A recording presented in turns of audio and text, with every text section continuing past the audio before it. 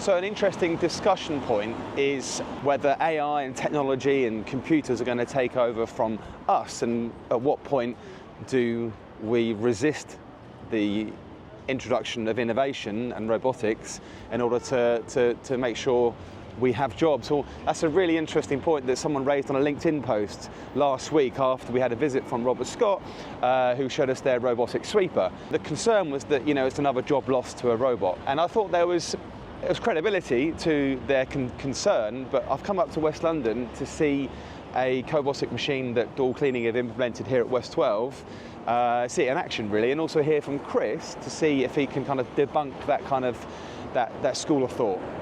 So let's go inside, let's have a look at it in action, let's see some of the reactions from the general public, and yeah, let's see how it's getting on.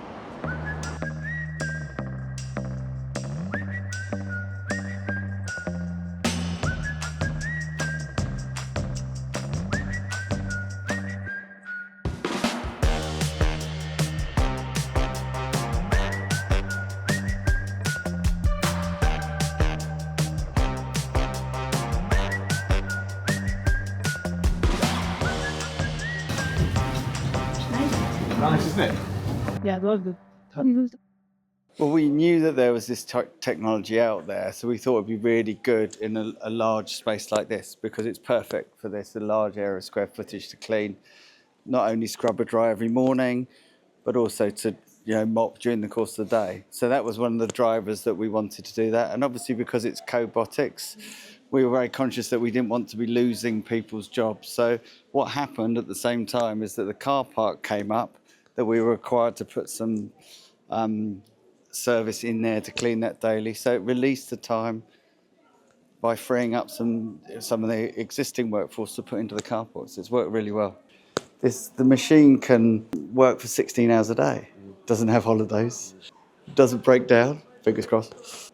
And so Robert Scott will then, so they come to the site, map it out, create the QR codes, and then that essentially tells the robot what to do and when to do it. So it's got a plan, which I guess you can tweak accordingly. Yeah, because things change. I mean, I think that the centre here has got some new things going in next week. I think it's an ice cream parlour or something like that. So we're going to have to adjust that. So I mean, obviously it's got its sensors. It's not going to bump into it anyway. But as it becomes a new part of the fixture or the layout of the centre, it's gonna work around it. So there we have it. That was a really cool demo. It's great to see it in action. Really impressed with how well it cleans. The floor looks great. But more interestingly, it was people's reactions to the actual machine working its way around the centre and how it avoids people. Yeah, I think that's a great bit of technology. The client's super happy, obviously. And yeah, I'm already thinking about where else we can put it. So yeah, that was an absolute win.